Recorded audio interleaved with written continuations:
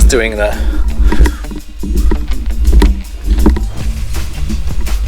test shots, make sure the lighting is right. We got my good side. All right, my hair, perfect. So, clutch, pedal rebuild.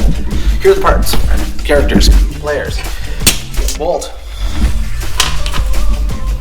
We have a nut. We have a spacer that got turned in the vise that was smoother beforehand, but whatever. And then we have clutch pedal bracket, in which I had to put this spacer in. Those phenomenal grinds. We're just gonna call them grinds from now on. So we take a spacer, and it goes in there. It stays in there. That slides up in there like that. Bolt goes through. That's where obviously your brake pedal attaches. The problem is they just don't make a replacement pedal. Buy this whole cluster, and I wanted to see if we could find a way to not have to buy the whole cluster. And then through like that. There is a little wiggle still because I need to put a washer or two in there, simply because I machined this to the exact size first, and there was no way to get it to get down in there easily to kind of help measure up lengths and stuff like that. So this is in the right spot according to how I measured, which is always suspect. And there we go. Look at this. Swings like a champ. Spring bungs line up, and it is now straight. The next for today is going to be, I think, see if we can pop this spring apart. And then there was something else I had it. Oh yeah, so it's come to light that we're not going to be able to get the Buick 300 out of my garage to go into here. We'll find something else to put that engine and transmission in though, don't worry. It's a cool little setup, it's a unit, it's all there.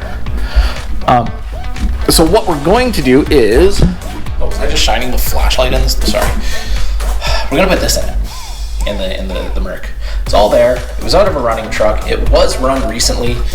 I've had the intake off, and it looked good. The carb is rebuilt. As far as I know, it's a solid engine, which is obviously a 350. It's 4-bolt main 350 too. Now here's where we're going outside of what I was planning. We're gonna go with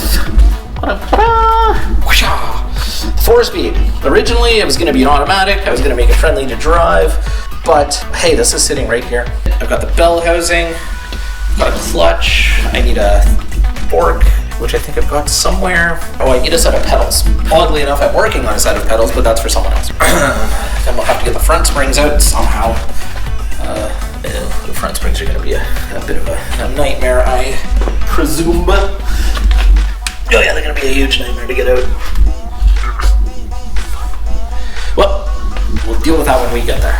Actually, no, they won't, because I can pound the front ones out backwards, unless that's a cap, in which case I can't. We'll cross that bridge when we get there. Moving on. So we gotta pull this transmission up on the bench, take the inspection plate off, take a look at it, see what the gears look like inside, if there's anything even left of them. You strip teeth or broken teeth or anything like that, maybe dump a bunch of gear oil in it to let it soak. I know this end here is looking a little rusty. I like this light. I feel important with it. Oh, where were you on the night of the 5th? Oh, probably in here because it's a car, it doesn't move. Got the spring off here, or the bolt off the spring. Try to punch that out. These clamps are still holding it together. This is cool because they're actually clamps, not just those wrapped over pieces of steel.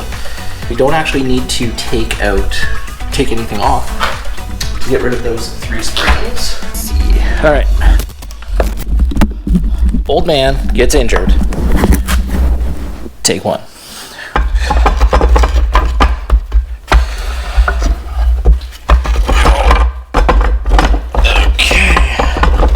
They separated in the middle quite nicely. Now, what do we need to do to coax these ones off the bottom?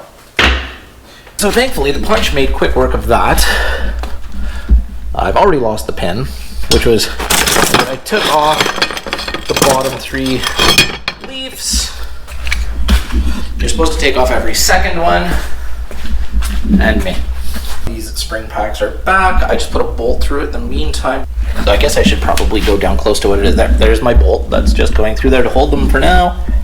And I have done one of the most hated forms of lowering a car online. Because you can't take out leaves without destroying the ride quality of the vehicle.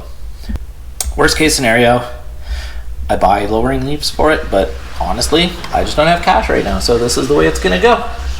Not gonna spend the time taking the other leaf out today because I'm a little limited on time. I just popped down here as kind of a bonus day from work, and let's bust open this transmission and see what it's like inside. Any chance I just randomly have the right size on? Not even close. Fun fact, this transmission was just sitting outside a garage. A friend of mine had it at his house. Didn't know how long it had been sitting out there. Said, sure, you can have it. I gave him some BMX parts for it.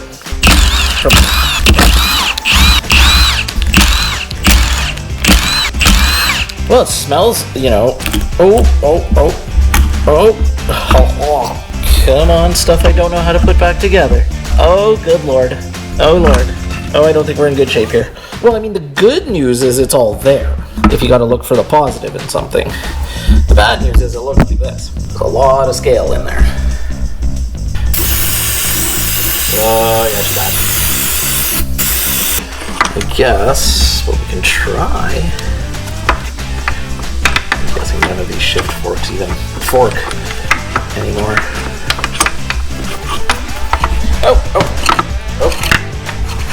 Oh, yeah, it's gross. Look at that. Oh, it's turning in the acetone in the bottom. That's kind of, dare I say, giving it a bit of a once-over.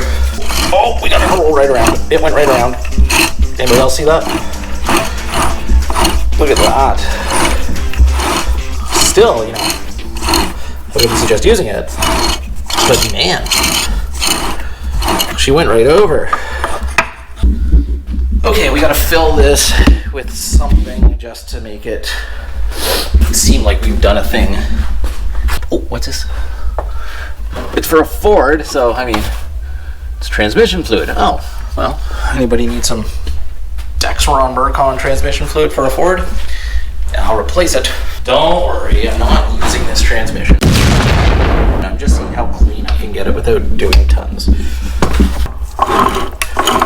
It's too bad this thing wasn't stored with fluid in it. It might have just been fine.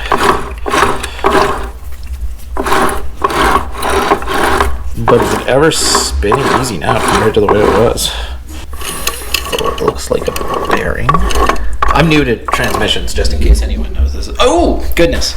Goodness gracious, look at the pudding we've got coming out here. Just like everything else, I should always elevate the rear end. Look at that, we're losing all our fluid. Dogs and cats living in harmony.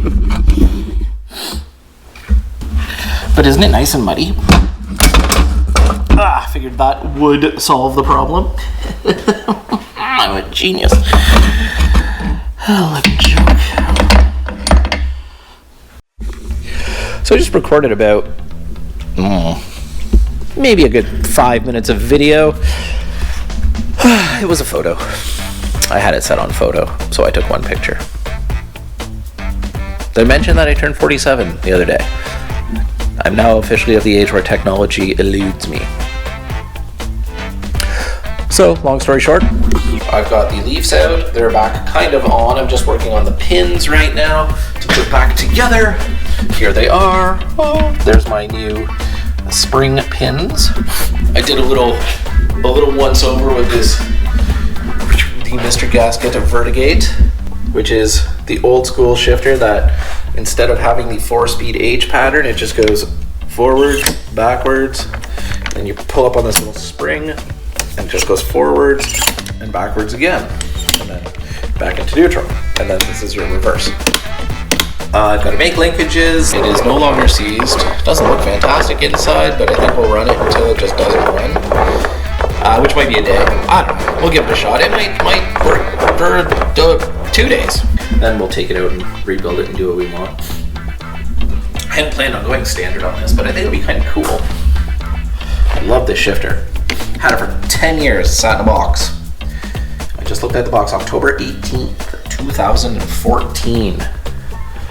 And now it is finally mounted on something after all that time. Oh, okay. So this is arbitrary, right? Yeah, because this is a homemade plate and just a spacer. So I can bring this out and I'll just put my shifter in a weird spot.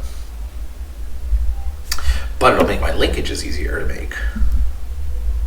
Won't have to have as big a bend.